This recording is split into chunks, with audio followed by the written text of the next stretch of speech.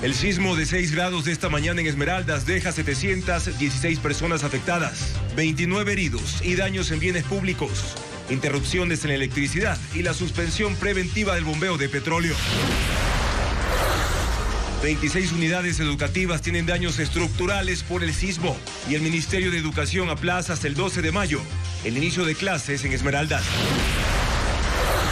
El velorio público del Papa Francisco concluyó tras recibir a 250,000 personas. El ataúd quedó sellado y listo para la misa mañana en la Plaza de San Pedro. Ecuavisa transmitirá esa ceremonia desde las 3 de la madrugada, hora de Ecuador. El comandante del ejército Fernando Haddadi fue cesado por el presidente Daniel Noboa y reemplazado por el general Henry Delgado. Anteriormente había expresado diferencias con el jefe del Comando Conjunto, Jaime Vela. El Ministerio de Trabajo tiene listo el proyecto de ley para crear el fondo de jubilación patronal que beneficiará a los trabajadores con más de 20 años en una misma empresa. El FMI asegura que si las personas mayores de 50 años se mantienen en el mercado laboral, pueden aportar un crecimiento global de 0.6%. Su salud se beneficia y el Estado gasta menos en prestaciones. Televistazo llegó a la covacha en la que estuvieron secuestrados durante 40 horas la esposa e hijo del futbolista Jackson Rodríguez, hasta que la policía los liberó sin que se hubiese pagado el rescate de $500,000 que pedían. Las dunas esculpidas por el viento en las faldas del Chimborazo son uno de los atractivos del desierto de Palmira, único del país. Son 182 hectáreas que dan cobijo a conejos, curiquingues y otras especies. Vino Tinto ante Deportivo Cuenca y Emelec frente a Técnico Universitario. Son los partidos que transmitirá Ecuavisa Sports este fin de semana en la fecha 10 del Campeonato Ecuatoriano de Fútbol. Muy buenas noches, amigos. Bienvenidos a Televistazo Estelar este viernes 25 de abril. La fuerza del sismo que sacudió al Cantón Esmeraldas dejó afectaciones en el centro y norte de la ciudad. 60 viviendas colapsadas, calles bloqueadas por escombros, estructuras deportivas destruidas y daños en edificios públicos marcan el pulso de esta emergencia. Elena Velasco recorrió las zonas afectadas. El sismo de magnitud 6 que sacudió el Cantón Esmeraldas dejó una escena de destrucción en el centro y norte de la ciudad. La calle Espejo, una de las principales, se convirtió en uno de los puntos más afectados. Viviendas de construcción mixta sufrieron severos daños, fachadas colapsadas y techos desprendidos que ahora exponen el interior de algunas casas. La vía quedó obstruida por restos de bloques y madera. Hasta el momento permanece cerrada. La casa se ha demolido totalmente en la parte de arriba, que es creo que lo que más está dañada. La parte de abajo todavía no se sabe. Vamos a sacar una casa completa que se perdió en su totalidad. Tengo personas aquí que han perdido toda su vivienda. Me estoy yendo al COE cantonal para reunirme. Desde lo alto se observan las estructuras abiertas con paredes desprendidas. A 7 minutos en el sector El 30, la estructura metálica que sostenía el techo del Coliseo Deportivo Ricardo Plaza se dio completamente. Restos de paredes y zinc quedaron esparcidos. En el sector de Las Palmas, en el edificio de los militares, abandonado desde el 2016, las paredes del piso octavo se desplomaron y cayeron sobre 3 negocios. Un tramo de 20 metros de la vía en el sector La Libertad y otros 20 en el sector El Tigre tienen daños. Según la Secretaría de Gestión de Riesgos, hay 20 personas con heridas leves por golpes y afectaciones en al menos 60 viviendas.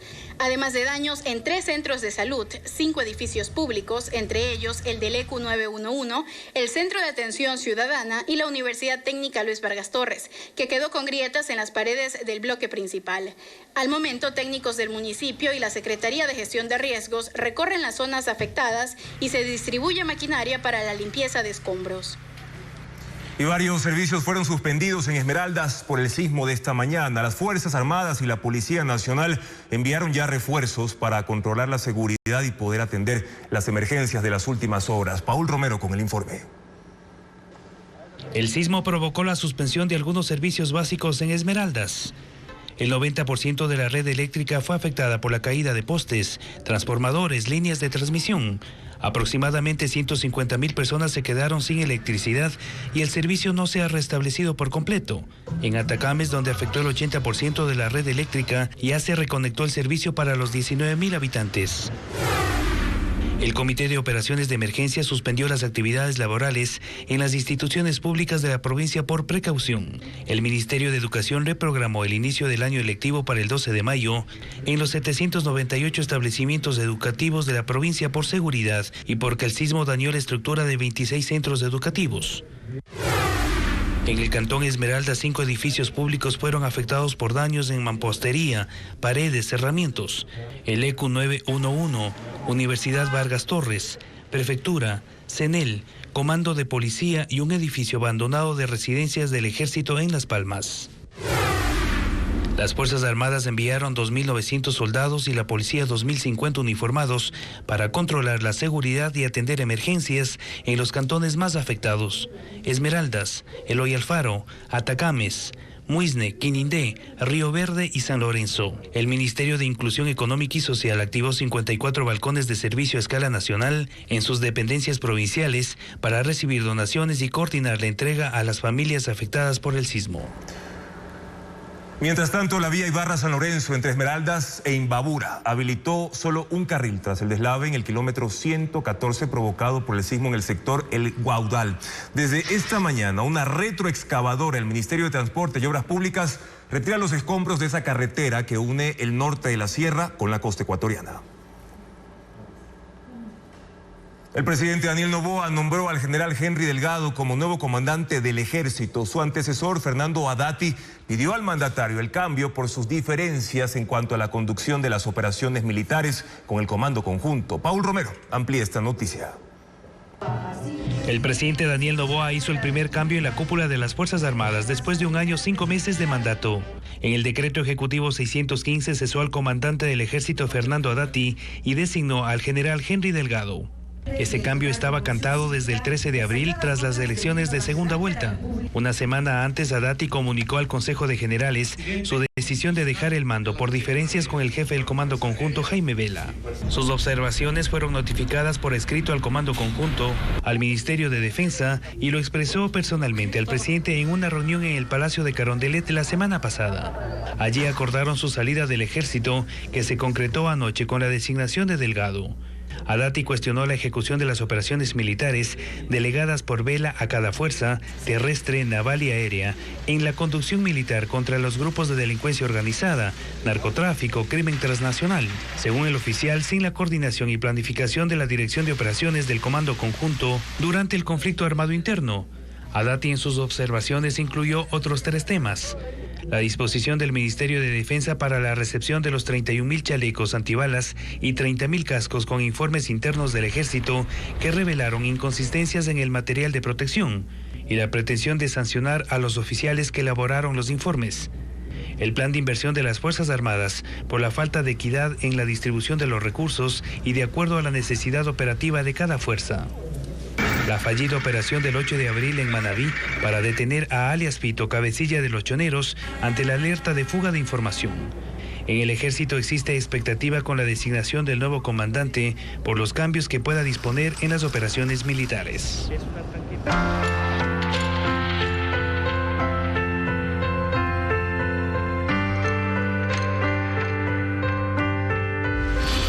Francisco, adiós al Papa americano. En 3 días, 250.000 personas pasaron frente al féretro del Papa Francisco en el Vaticano. Hoy fue el último día de capilla ardiente. Luego el ataúd fue sellado en una ceremonia reservada en la Basílica de San Pedro, quedando listo para la misa y el sepelio de mañana. Reporta Pedro Jiménez. Hasta esta noche a las 7 horas de Roma, la Basílica de San Pedro permaneció abierta para que miles de fieles se despidan del Papa Francisco. El Vaticano reportó que 250.000 personas pudieron hacerlo desde que el cuerpo fue expuesto por primera vez el miércoles. En esta jornada estuvieron los primeros gobernantes llegados a Roma para el funeral de mañana, entre ellos el presidente de Francia, Emmanuel Macron, de Líbano, Joseph Aoun, el primer ministro de Hungría, Viktor Orbán, de Brasil, Lula da Silva, y de Lituania, Gitanas Nauseda. Pellegrino di speranza, guida y compañero de camino. La basílica fue cerrada y 1 hora después comenzó el rito para sellar el ataúd del pontífice. El amato pastore de la Chiesa, Francesco. La ceremonia fue dirigida por el arzobispo Diego Giovanni Ravelli, que leyó un discurso recordando la vida y el legado de Francisco. Y luego de la lectura del sumario sobre su papado, el cardenal camarlengo Joseph Farrell firmó el documento que fue puesto dentro del ataúd. Al Papa le cubrieron el rostro con un lienzo blanco de seda y su cuerpo fue rociado con agua bendita. Además, en el cofre fue puesta una bolsa con monedas acuñadas durante su pontificado. Sobre el ataúd colocaron una tapa de zinc con la cruz, el escudo del Papa, una placa con su nombre, duración de vida y de su ministerio petrino. Así, el féretro quedó sellado y listo para la ceremonia del sábado. Una misa multitudinaria en la plaza como antesala a la procesión que partirá hasta la Basílica Santa María la Mayor, donde los actos culminarán dándole sepultura a Francisco. Y este sábado 26 de abril, Ecuavisa tendrá una programación especial en memoria del Papa Francisco. A la 1:30 de la madrugada, el documental El Papa Francisco, un hombre de palabra, donde se repasará el legado y la filosofía del pontífice.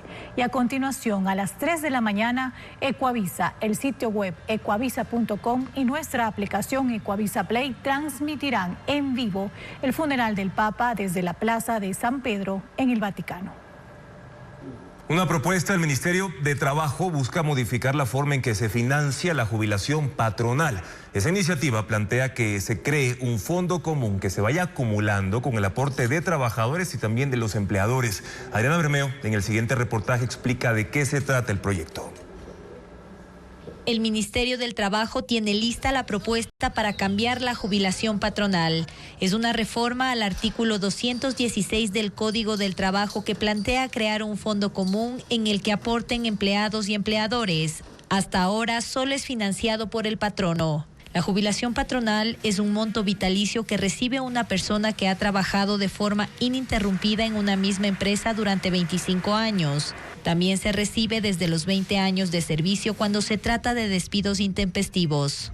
Con la reforma, el gobierno busca evitar la desvinculación de empleados que están por cumplir ese tiempo de trabajo.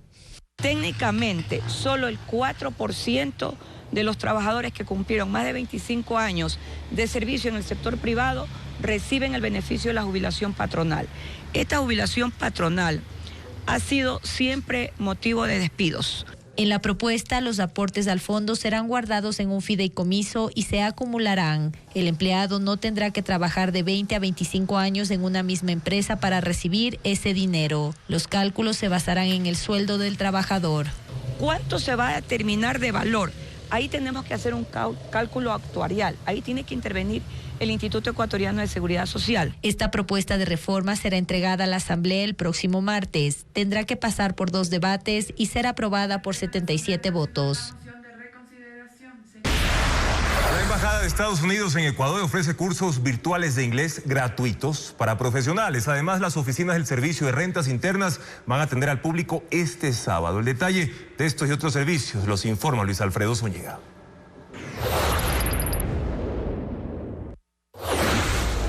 La Embajada de Estados Unidos en Ecuador habilitó cursos de inglés en línea gratuitos para profesionales.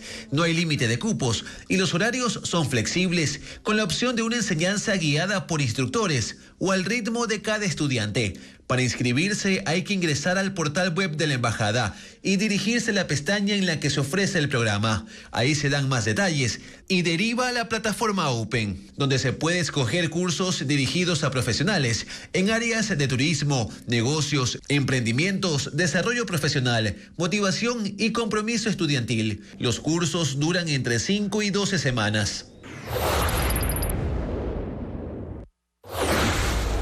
Los usuarios de dispositivos móviles Android pueden activar de manera gratuita la alerta sísmica de Google.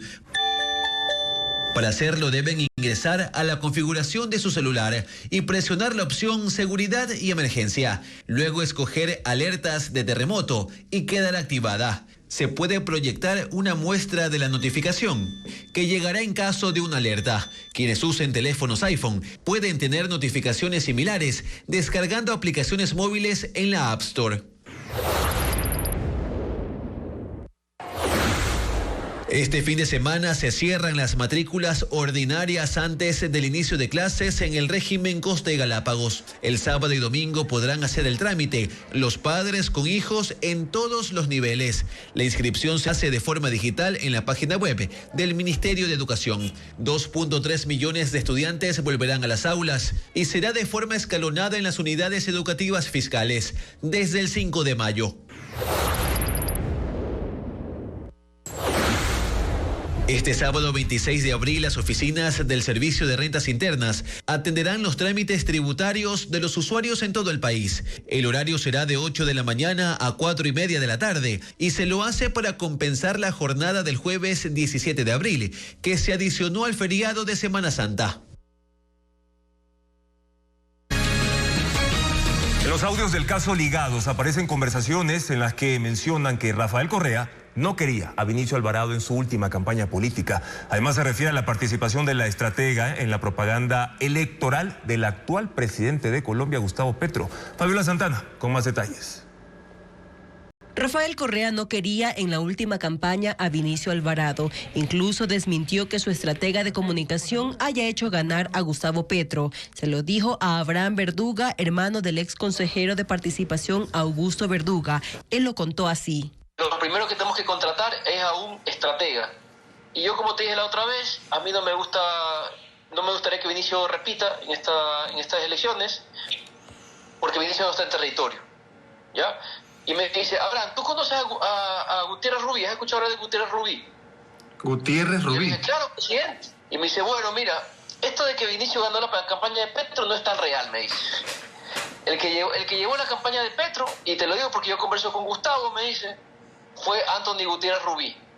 Y Vinicio le dio una asistencia a Gutiérrez Rubí, pero se ha llevado todo el mérito. O sea, así de te pasaba los cafés, así. Correa quería a Gustavo Rubí para potenciar la imagen de Augusto Verduga, cuyo nombre sonaba para integrar el binomio presidencial, pero el problema era el valor que cobraba. Ya, así de franco fue conmigo. Sí, ahí tú lo ves que ha ganado premios y todo. Bueno, el que le llevó la campaña fue Gutiérrez Rubí. Lo que pasa es que Gutiérrez Rubí no anda presumiendo como Vinicio. Y entonces me dice, a ver, este cobra 25.000 mensuales. 25.000 mensuales. Qué brutal. Para ganar una campaña presidencial me parece como cualquier... Finalmente, Verduga quedó fuera, al igual que Alvarado en la última campaña, y la imagen potenciada en redes sociales fue la de Luisa González.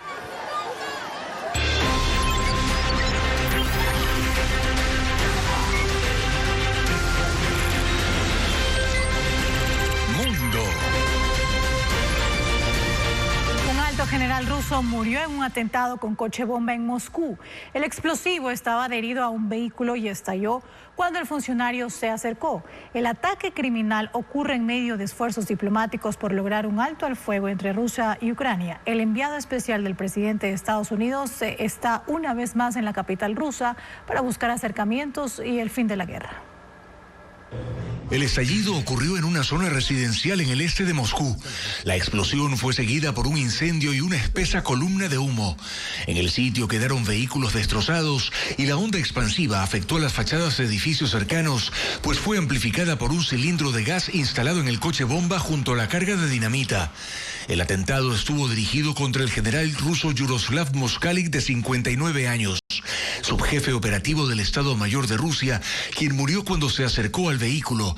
En ese momento la bomba fue activada a distancia. Autoridades rusas indicaron que aunque no se ha demostrado la autoría del atentado, el vehículo estaba registrado a nombre de un ciudadano ucraniano residente en Sumy, una de las ciudades más castigadas por los bombardeos rusos.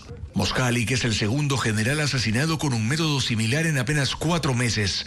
A mediados de diciembre murió Igor Kirillov, jefe de las Fuerzas de Defensa Radiológicas, Biológicas y Químicas de Rusia, también por un explosivo en esa ocasión colocado al pie de la puerta de su casa. El atentado en la capital rusa ocurre en el mismo día en que Steve Witkoff, enviado especial de Donald Trump, se ha reunido con el presidente Vladimir Putin en la continuación de una serie de acercamientos para llegar a un acuerdo y poner fin a la guerra en Ucrania. Donald Trump dijo esta mañana que ese acuerdo está muy cerca, a pesar de las críticas del presidente de Ucrania, Volodymyr Zelensky, a este proceso y al poco compromiso que denuncia por parte de las autoridades rusas, a las que acusó de irrespetar incluso el cese al fuego que el mismo Putin declaró por la Pascua y los sucesivos ataques de los últimos 2 días con decenas de misiles balísticos y drones contra una serie de ciudades, incluida Kiev, la capital. 29 millones de electores canadienses están llamados a las urnas este lunes 28 de abril para elegir un nuevo gobierno. El líder del Partido Liberal, Mark Carney, actual primer ministro, tiene la mayor intención de voto, pero le sigue de cerca el conservador Pierre Poilievre. Los comicios se dan en medio de la guerra de aranceles desatada por el presidente estadounidense Donald Trump y su deseo de convertir a Canadá en el Estado 52. Los canadienses irán a las urnas el próximo lunes con la mente en Estados Unidos. La guerra arancelaria, desatada por el presidente de ese país, Donald Trump, y su insistencia de anexar a Canadá como parte de su territorio, son los retos más fuertes que tendrá el próximo gobierno. Los canadienses no eligen directamente al primer ministro, sino a 343 diputados. El líder del partido, con la mayoría de escaños, se convertirá en el jefe de gobierno. Las encuestas las lidera Mark Carney, líder del Partido Liberal, que asumió como primer ministro el pasado 9 de marzo, tras la renuncia anticipada de Justin Trudeau. Es un banquero de 60 años, relativamente nuevo en la política, pero con amplia experiencia en economía y administración. Respondió con aranceles a Estados Unidos y apuesta por fortalecer la industria canadiense para dejar de depender de su vecino. Su principal rival es el líder del Partido Conservador, Pierre Poilievre, un político de carrera de 45 años que defiende el lema Canadá primero. Su pensamiento, alineado a Trump, impulsó su popularidad hace unos meses, perfilándolo como favorito. Pero cuando inició la ola de aranceles, la perspectiva cambió y ahora lucha por desmarcarse. Dice que sus políticas, que incluyen recortes fiscales y el aumento de la producción nacional, traerían de vuelta la inversión, ayudando a Canadá a ser más autosuficiente y balancear mejor la relación con Donald Trump. La inmigración también es un tema relevante en esta elección de Canadá. Ambos candidatos coinciden en que se debe reducir el ingreso de residentes temporales y permanentes lo antes posible. El expresidente de Brasil, Fernando Collor de Mello, fue arrestado por corrupción. Collor de Mello gobernó entre 1990 y 1992 y había sido condenado a 8 años y 10 meses por haber recibido $3.5 millones para facilitar contratos a una empresa de combustible durante su administración. El ex jefe de Estado, de 75 años, fue condenado en mayo de 2023, pero la sentencia nunca llegó a cumplirse por una serie de apelaciones. Y un meteorito iluminó el cielo en el estado de Río Grande do Sul, en Brasil. El Observatorio Espacial Hillary-Young informó que el cuerpo celeste que fue captado en imágenes este miércoles es quizá el más grande que ha caído en la región. Entró en la atmósfera sobre el Océano Atlántico y se desplazó hacia el noroeste, extinguiéndose sobre tierra firme. Se están realizando búsquedas para localizar los restos que quedaron dispersos en el suelo. Y en Estados Unidos arrestaron a un joven de 19 años acusado de provocar el incendio forestal en Nueva Jersey. El siniestro obligó a evacuar a más de 5,000 residentes. Aún no ha sido controlado y ha llegado a afectar la calidad del aire en el área de la ciudad de Nueva York. La policía del condado de Ocean, en New Jersey, informó que un hombre de 19 años prendió fuego a varias plataformas de madera, formando una hoguera que no pudo apagar, lo que desató un gran incendio forestal de rápida propagación. Se trata de Joseph Klein, que ahora enfrenta cargos de incendio provocado agravado, según informó la fiscalía. El incendio ha quemado alrededor de 6,000 hectáreas de bosque en los municipios de Ocean y Lacey. Amenazó a más de 1,300 estructuras. Dejó una bodega comercial destruida y alrededor de 5,000 residentes fueron evacuados. El Departamento de Protección Ambiental de New Jersey dijo que el incendio sigue muy activo, con apenas el 50% de las llamas contenidas. El incendio sigue provocando grandes nubes de humo que afectan la calidad del aire y que llegan hasta el área de la ciudad de Nueva York. La obra teatral de El Joker, el concierto de uno de los trompetistas más famosos del mundo y la inauguración de una exposición son algunas de las actividades para este fin de semana en distintas ciudades del Ecuador. Estefanía Arias ya nos presenta la agenda de entretenimiento.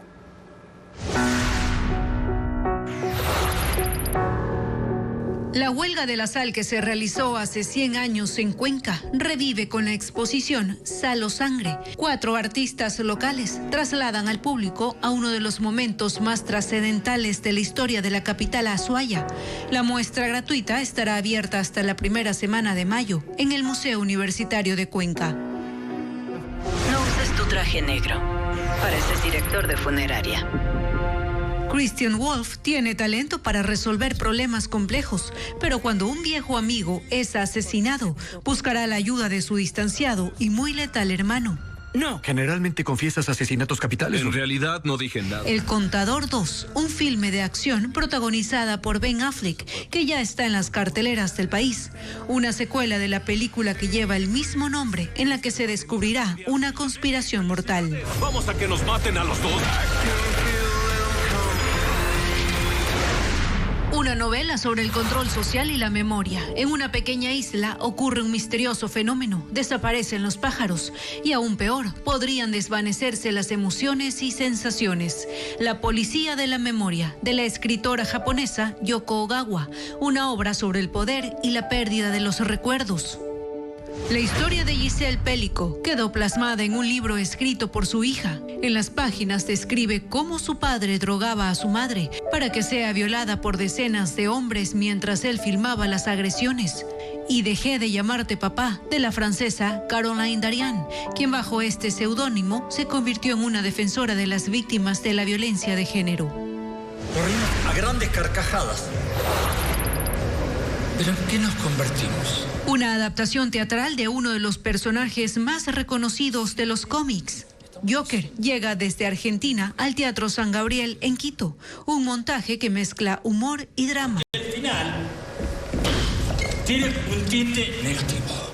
Producida por la compañía Dali Pro, las 2 únicas funciones serán el viernes 25 y sábado 26 a las 20:30.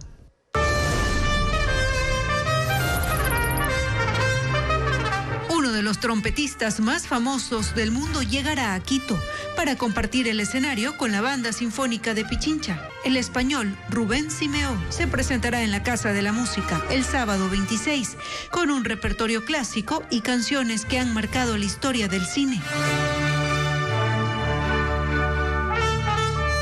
Bajo la dirección del maestro Lenin Palacios, el concierto será a las 19:30.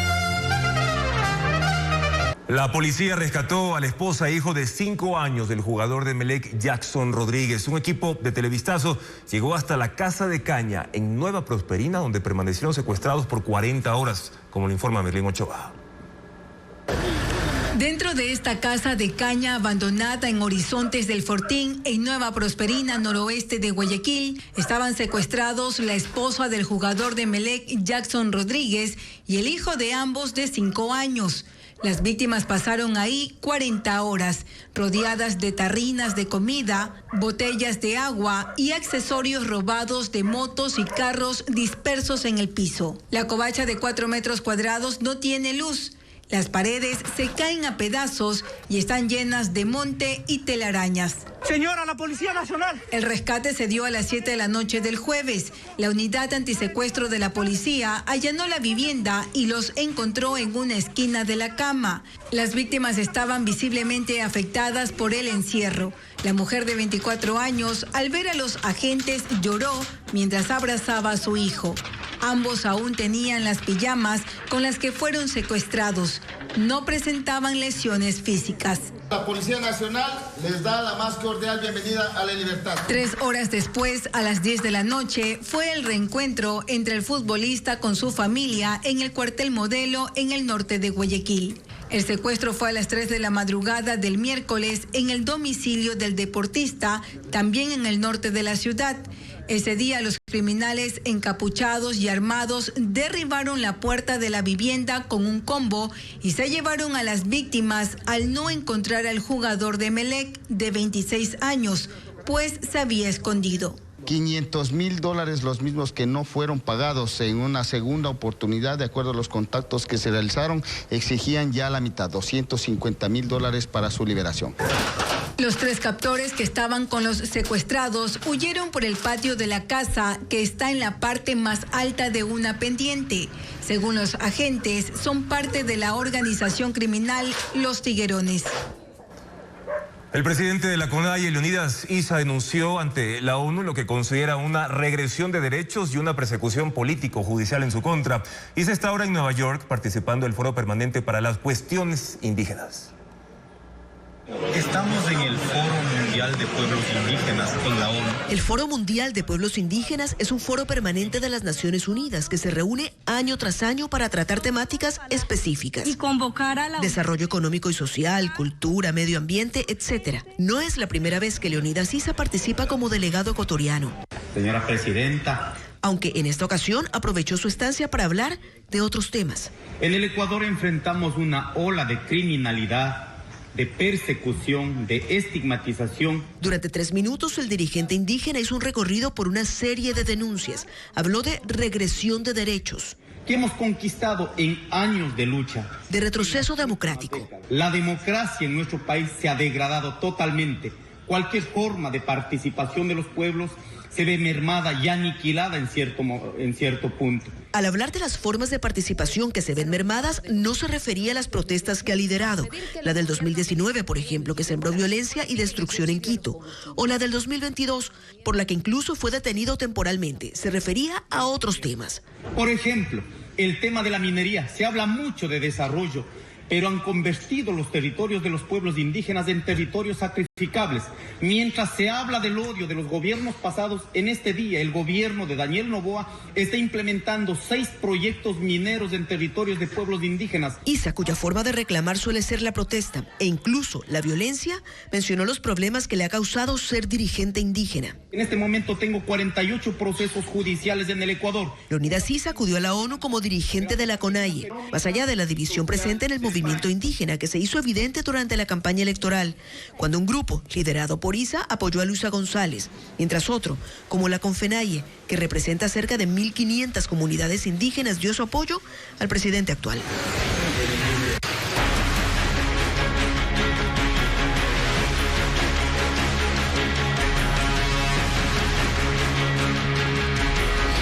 Invierno, las lluvias sin tregua.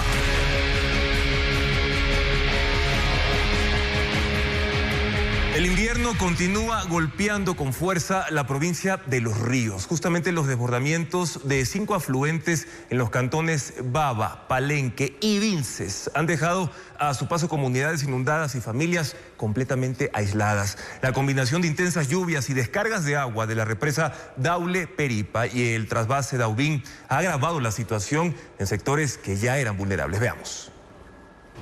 5 ríos desbordados en los cantones Baba, Palenque y Vinces, debido no solo a la intensidad de las lluvias, sino también a las descargas de agua provenientes de la presa Daule Peripa y el trasvase Daubín, según la prefectura. En la parroquia Antonio Sotomayor, al sur de Vinces, el nivel del río Vinces supera el terreno, provocando el colapso del muro de contención y dejando al menos 15 comunidades completamente inundadas. En el cantón Baba, el desbordamiento del río Junquillo dejó aislado el recinto Versalles. Allí los caminos desaparecieron bajo el agua y ahora solo se puede ver un vasto espejo líquido que cubre la zona. Tenemos mucha necesidad, ustedes han observado un carretero, si puede inclusive captar un carretero que se ha perdido. De acuerdo con la prefectura, en los cantones Vinces, Palenque y Baba, se calcula que al menos 1.500 familias han sido impactadas por las inundaciones. Y atención porque se espera un estado del mar muy agitado durante este fin de semana con olas que podrían generar afectaciones en estructuras que están al borde de la costa ecuatoriana. Además, el INAMI mantiene la alerta por las lluvias en las próximas horas, informa Luis Alfredo Zúñiga.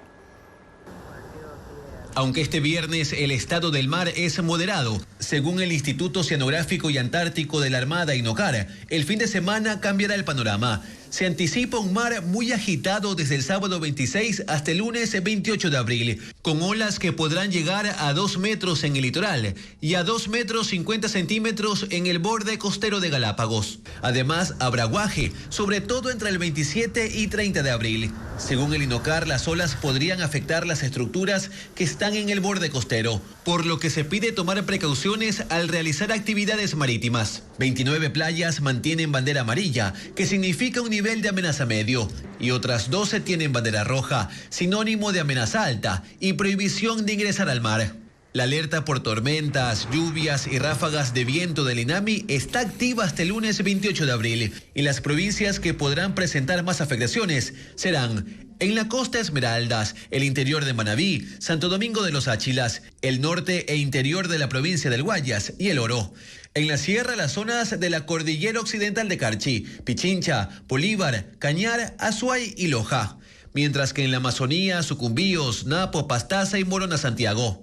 Y en Galápagos hay mayor probabilidad en la isla Isabela y el este del archipiélago. El INAMI informó que esto puede derivar en inundaciones, desbordamientos de ríos y deslizamientos de tierra. Y pide tomar precauciones.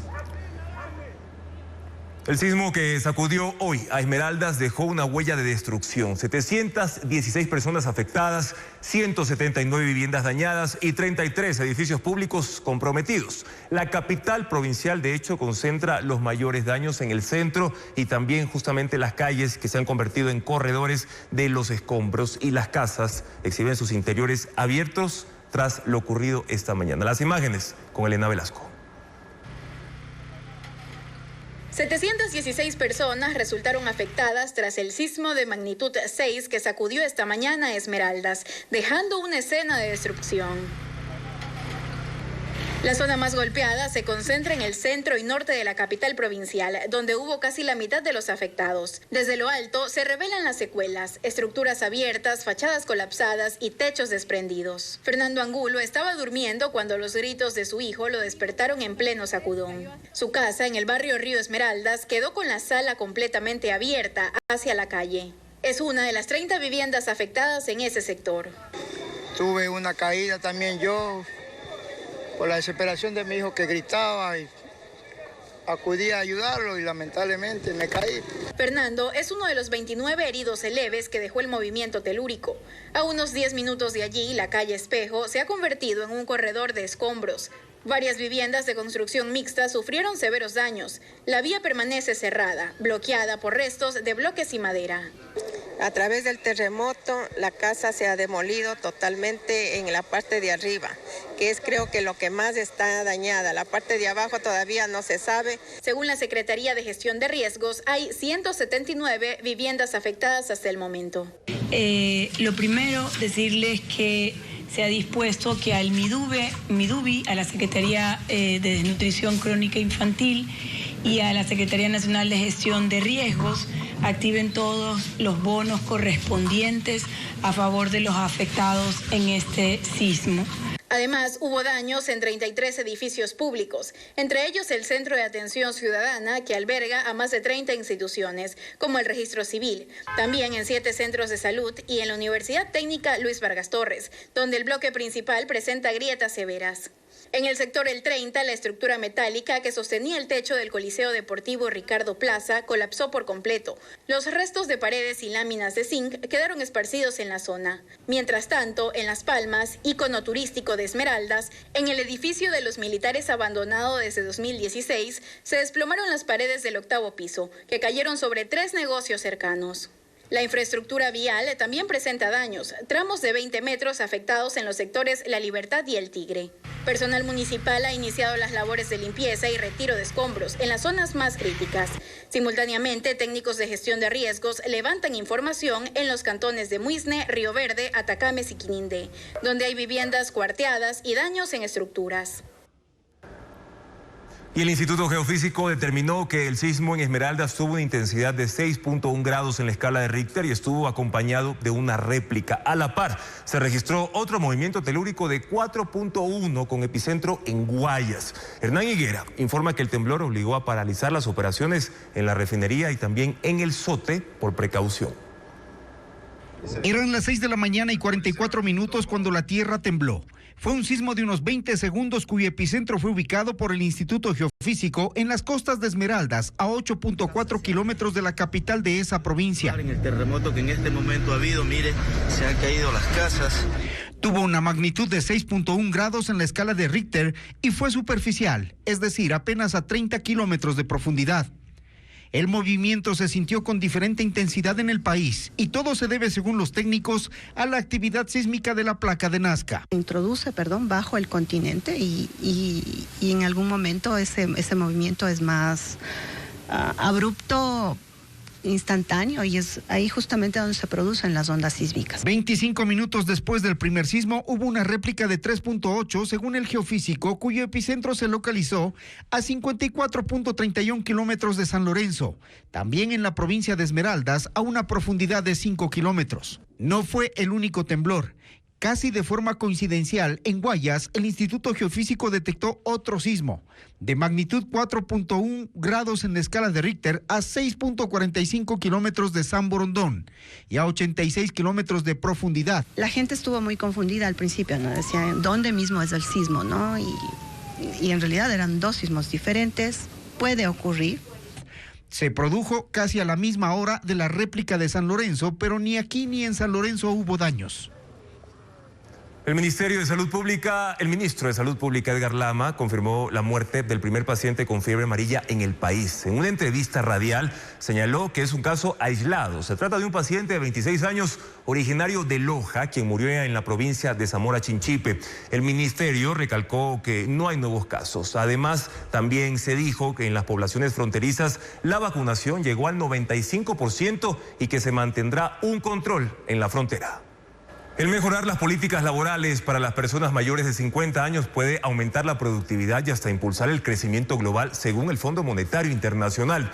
Un estudio realizado en Ecuador y Perú sobre ese grupo etario revela que la mayoría no piensa en jubilación y quiere mantenerse trabajando. Lo explica Patricio Díaz. La fuerza laboral de las personas mayores de 50 años se conoce hoy como la economía plateada. Y el Fondo Monetario Internacional afirma que si se aumenta su participación laboral, mejorarán los índices de la economía y de productividad. El cálculo hecho por el organismo es de un 0,6% de crecimiento global durante los próximos 25 años.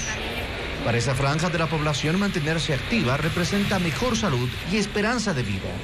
Y para el fisco, si contribuyen por más tiempo y se reduce la tasa de dependencia de las personas mayores, disminuyen también las presiones fiscales. En Ecuador, la población entre 50 y 65 años es de 2.4 millones de personas. Según los rangos del INEC, en este grupo, el 37% tiene un trabajo adecuado, el 19% está en el subempleo y el 57% en la informalidad. Es decir, un estudio realizado por la empresa de comunicación Pulso sobre economía plateada en Ecuador, con una muestra de 80 personas, coincide con el FMI. Solo el 21% considera retirarse.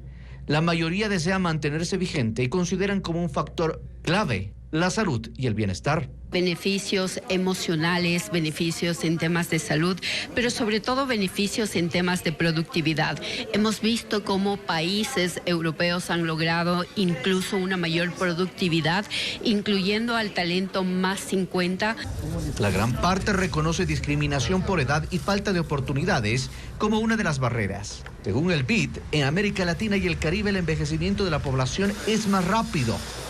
Las proyecciones del INEC indican que en 2050, casi el 24% de los ecuatorianos será mayor de 60 años. Aunque el riesgo país de Ecuador ha reportado una nueva caída y se ubica en 1.129 puntos, sigue siendo uno de los más altos de América Latina. Dos expertos económicos coinciden que pese a la mejora, los mercados internacionales aún ven a Ecuador con desconfianza, lo que encarece el financiamiento externo y limita también la capacidad del Estado para invertir. María Gabriela Carpio con más detalles de este tema.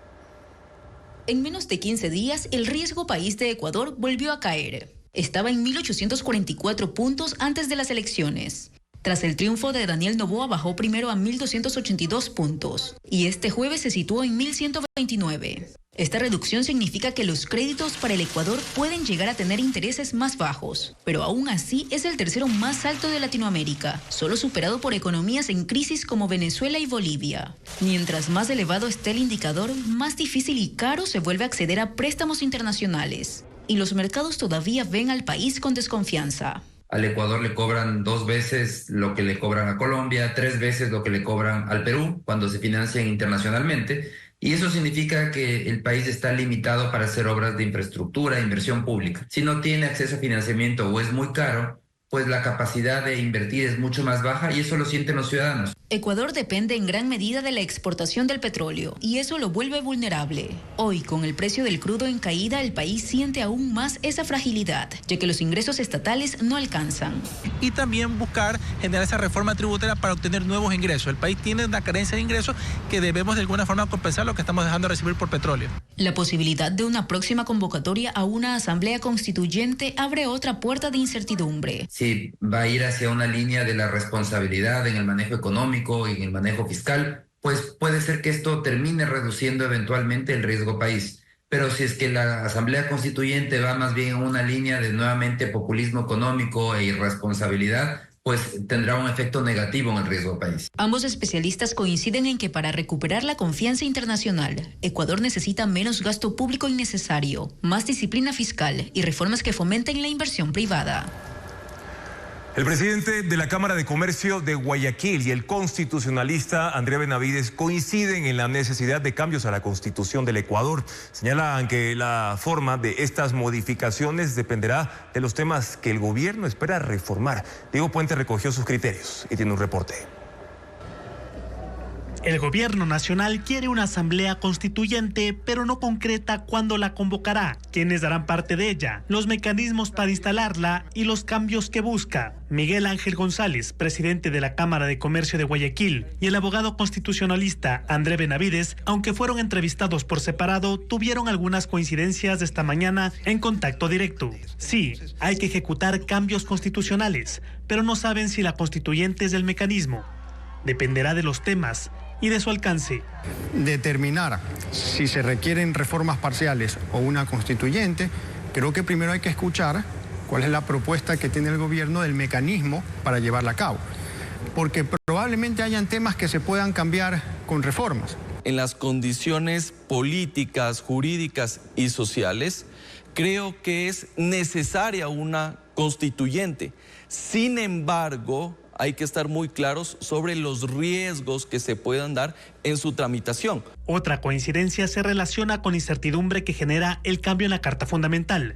Para evitar una paralización del Estado, los dos creen que el gobierno debe enviar señales claras de que el proceso constituyente no afectará su gestión, porque eso puede desalentar la inversión. En paralelo, tenemos que seguir avanzando. El país tiene que enviar muchos mensajes, no solamente a la ciudadanía ecuatoriana, sino también a la comunidad internacional, que se están haciendo cosas, que se están haciendo cambios para convertir al Ecuador en un país más atractivo a las inversiones. Hubo diferencias en dos temas. El presidente de la Cámara de Comercio de Guayaquil hizo énfasis en los cambios económicos que deben acogerse. Esperan reformas para mayor participación privada en los sectores estratégicos del Estado, que se modifique lo que llaman rigidez en materia laboral y más agilidad para atraer inversión extranjera. Benavides, en cambio, desde el lado constitucional, hizo observaciones en la forma para elegir a quienes cambiarán la Constitución. El presidente de la República, él lo ha dicho públicamente, que quiere generar esta asamblea constituyente, que evidentemente va a ser con un grupo reducido, entendemos, de eruditos, pero usted tiene que también tomar en cuenta que una asamblea constituyente, conforme lo dispone el 444 de la Constitución, requiere de la elección de los asambleístas a través de vías democráticas, porque yo no quisiera que se escoja a través de nivel funcional, solo de la academia, de los gremios, de las universidades. Para no afectar al poder constituido, Benavides rechazó que la asamblea constituyente, a diferencia de la de Montecristi, tenga plenos poderes. Robots empezaron a competir contra los humanos en carreras de atletismo. Joel Vanegas informa que en China se desarrolló la primera media maratón humanoide del mundo, donde personas y robots recorrieron 21 kilómetros. Veamos. A las 7:30 de la mañana, en Pekín, China, vestidos con ropa y calzado deportivo, se presentaron 21 robots en la primera competencia de atletismo contra humanos. Estos deportistas de esqueleto metálico no necesitaron de calentamiento para la largada. 21 kilómetros para comprobar qué máquina era la más veloz y si el robot era capaz de vencer al ser humano. No todos completaron la maratón. La mayoría de robots se desplomó en el camino. Algunos incluso necesitaron de atención médica.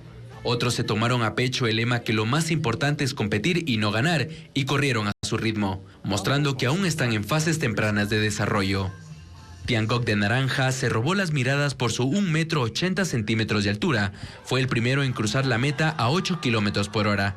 Tardó 2 horas y 40 minutos, muy por detrás del ganador masculino humano, que hizo 1 hora y 2 minutos a 20 km por hora. Para Tiangong no fue fácil, cambió 3 veces de batería, sufrió una caída y pese a su sistema de refrigeración, sudó la gota gorda. Los equipos que participaron fueron de compañías y universidades. Su objetivo fue evaluar el rendimiento de las máquinas en condiciones extremas. En el cierre, los espectadores se fotografiaron con los androides, que por participar llevaron sus medallas a casa. Aves, reptiles y mamíferos son las especies silvestres más atropelladas en carreteras de Ecuador. El Instituto Ecuatoriano de Biodiversidad habilitó un portal web para que los usuarios reporten nuevos casos, como lo informa Vanessa Robles.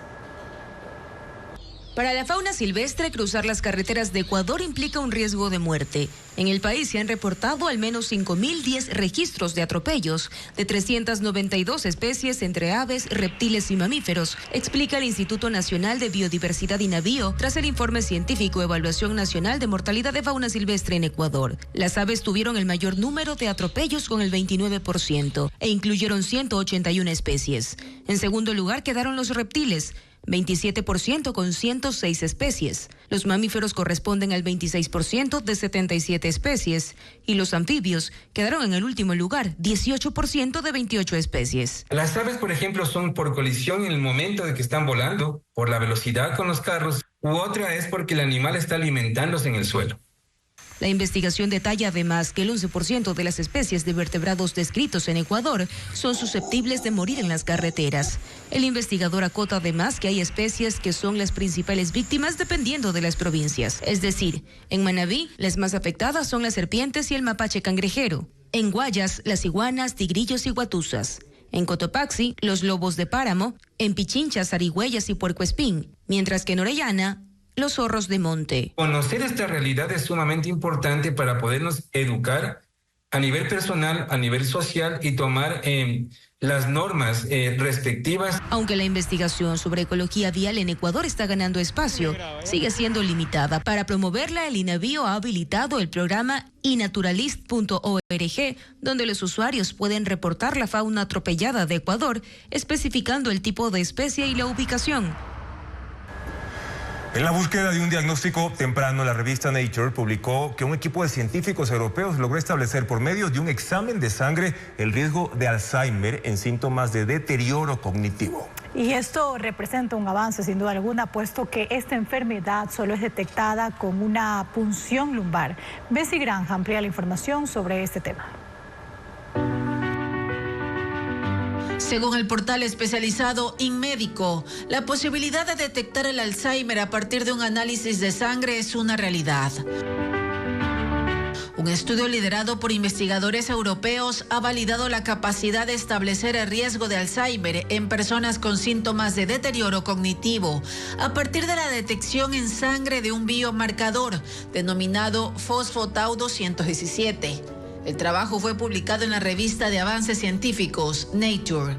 En 4 hospitales europeos se analizaron a 1.767 personas para establecer los niveles a partir de los cuales se puede asegurar que desarrollará la enfermedad o está libre de riesgo. Y sobre todo, es un análisis de sangre que se puede hacer de forma bastante fácil y que la mayoría de hospitales, la mayoría de laboratorios rutinarios de un hospital lo pueden aplicar. La investigación detalla que el análisis automatizado del biomarcador en sangre tiene una precisión de más del 90%, similar a la de la punción lumbar, que consiste en extraer una muestra de líquido cefalorraquídeo. Es el único examen que se realiza actualmente para confirmar el diagnóstico certero de la enfermedad y que tiene un alto costo. Para llegar a esta conclusión se ha tenido en cuenta enfermedades preexistentes, patrones genéticos, así como la edad de los enfermos. A nivel global se estima que 60 millones de personas viven con Alzheimer, según la Organización Mundial de la Salud. Provincia de Chimborazo, a 67 kilómetros de Riobamba, está el único desierto de Ecuador. Incluso las comunidades indígenas de la zona trabajan constantemente en su conservación, un lugar que acoge especies de plantas y animales. Por eso un equipo de Ecuaterra nos muestra además sus bondades naturales a continuación.